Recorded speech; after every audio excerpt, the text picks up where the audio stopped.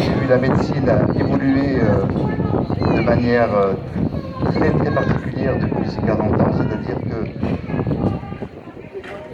au début, je soignais les malades, la maladie, et je traitais la santé. Et petit à petit, eh bien, le médecin ne traite plus la santé, il traite plus que la maladie. C'est-à-dire que eh bien, les vieux, c'est devenu des malades. Ce qui est normal est devenu anormal et on refile des médocs aux vieux de manière complètement exponentielle. La grossesse, elle est devenue une maladie. C'est-à-dire que les gens qui sont des femmes enceintes sont devenus des malades. Après, ça a été les enfants, avec 18 vaccins à 8 mois qui deviennent des malades.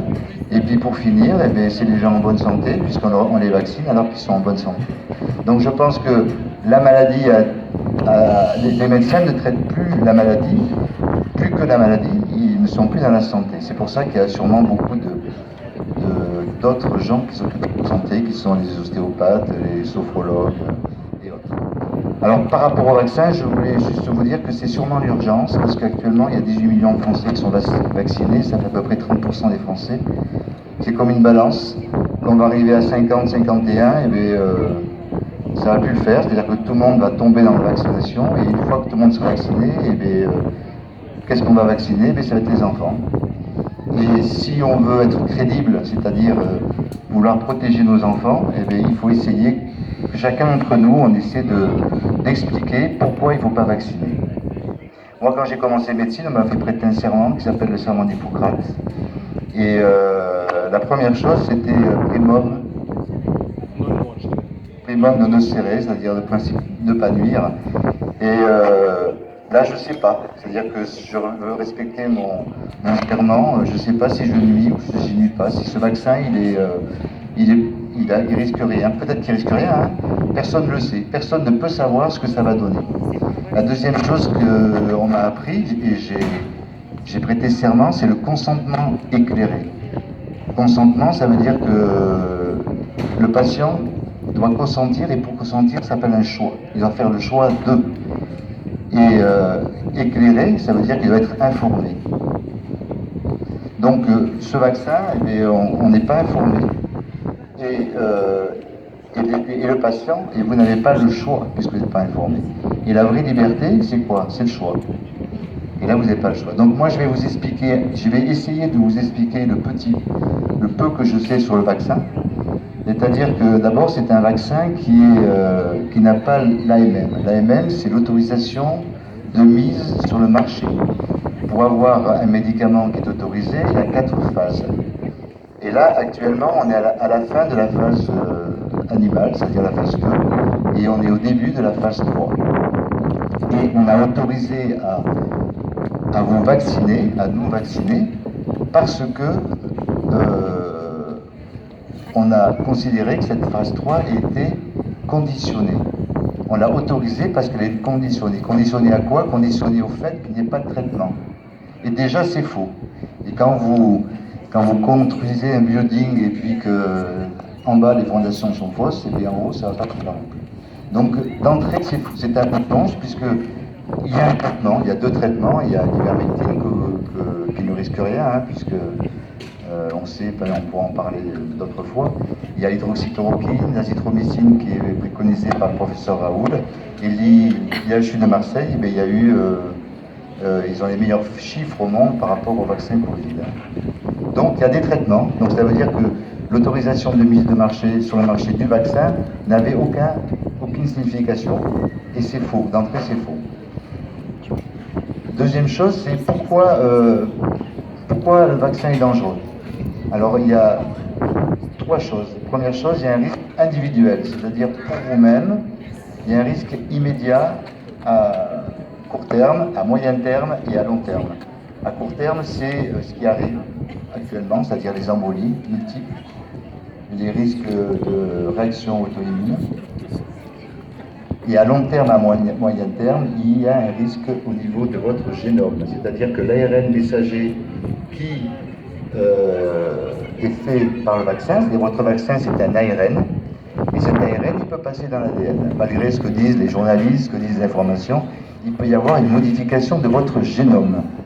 Et Et cette modification, elle peut se faire au niveau de plusieurs endroits, notamment au niveau du groupe HLA, qui est notre groupe qui nous permet de traiter nos défenses immunitaires. Donc il pourrait y avoir, au bout d'un moment, des gens qui vont avoir des troubles type maladie auto-immune, sclérose en plaques, polyarthrite rhumatoïde, etc. Et cet ARN messager va pouvoir aussi modifier votre gène au niveau du gène oncogène, c'est-à-dire que c'est le gène oncogène, c'est les cancers, les leucémies, les maladies myéloïdes. Mais ça, vous ne l'aurez pas tout de suite, ça sera dans 1 an, 2 ans, 3 ans, 4 ans, 5 ans. Donc ça, c'est le risque individuel. Le deuxième risque, c'est le risque de population, c'est-à-dire que ce virus, ce vaccin qu'on vous ingeste, qui est une thérapie vaccinale, thérapie génique, pardon, va pouvoir se combiner avec un autre virus et donner un variant. Parce que tous les variants, actuellement, ils viennent dans tous les pays où il y a des variants, ces pays sont les plus vaccinés. Ça veut dire que quand on vous dit vaccinez-vous, quand on vous dit vaccinez-vous pour protéger les autres, c'est un acte civique, moi je dis non, ne vous vaccinez pas, parce que si vous vaccinez, par contre vous allez tuer les gens. Donc c'est le contraire. C'est-à-dire que vous pouvez répliquer aux gens qui vous disent c'est un acte civique de vous vacciner, c'est pas vrai. C'est un acte civique de ne pas se vacciner. Donc risque immédiat pour vous, au niveau individualité, risque pour la population, et puis risque aussi pour les générations à venir, puisque ce virus, cette ARN, elle peut passer au niveau des gonades, des spermatozoïdes. Et donc vos enfants, vos petits-enfants vont pouvoir, dans les années à venir, développer des pathologies liées à la modification génique. Voilà, donc là on a vraiment les 3 risques du vaccin. Alors maintenant nous, qu'est-ce qu'on peut faire pour ça? Parce que l'idée, moi, chaque fois que dans mon travail, je me dis, je rencontre quelqu'un, je lui explique ce que je vous explique. Partout où je vais, quand je peux rencontrer les gens de manière individuelle, je leur explique, et vous pouvez leur expliquer. Et ce que vous allez me dire, vous allez dire, mais je ne suis pas légitime. Si, vous êtes légitime, on est tous légitimes. Et moi je pense par exemple que quelqu'un comme le président, le Premier ministre, machin, ils ne sont pas plus légitimes que moi pour prendre des décisions par rapport à la maladie. Mon soignant, quel que soit le niveau du soignant, je pense que quelqu'un qui aide sa maman est un soignant, quelqu'un qui accompagne l'Alzheimer est un soignant. Nous soignants, on est là aussi, on a la légitimité pour mieux comprendre les choses, aussi bien que les gens qui nous donnent des ordres. Donc vous êtes légitime. Le problème, c'est comment transmettre une information. C'est ça qui est difficile, parce que vous êtes avec des gens qui ont peur. Et si vous arrivez en disant attention, il va y avoir des morts, machin, vous allez ajouter de la peur à la peur et vous allez fermer la porte. La seule porte qui vous permettrait d'ouvrir la peur, c'est la confiance. Et la confiance, elle s'acquiert par l'affect, par l'amour. Donc tous les gens que vous connaissez, vos amis, vos voisins, avec qui vous avez de l'affect, vous allez pouvoir ouvrir la clé de l'amour et leur expliquer. Pas leur dire il faut faire ça, leur dire voilà, nous on veut arriver tous au même endroit. On veut avoir un endroit où il n'y a pas de masque, où on boit une bière ou une limonade, où on regarde des films au ciné, où on s'embrasse. Et pour aller à cet endroit-là, il y a plein de chemins. Vous en avez pris un qui est le vaccin, qui est le non-traitement, qui est la peur. C'est la voie qu'on prend depuis 40 ans d'ailleurs. Mais moi j'en ai une autre. Et cette voie, c'est ne pas me vacciner, ne plus avoir peur, parce que si j'ai pas peur, je vais pas être malade. Et puis la voie de me traiter si par hasard je le suis. Donc vous pouvez, chacun d'entre nous, on peut venir dire à son voisin, son ami, qu'il ne faut pas se vacciner, parce que je pense que vraiment le challenge il est là. Voilà, merci.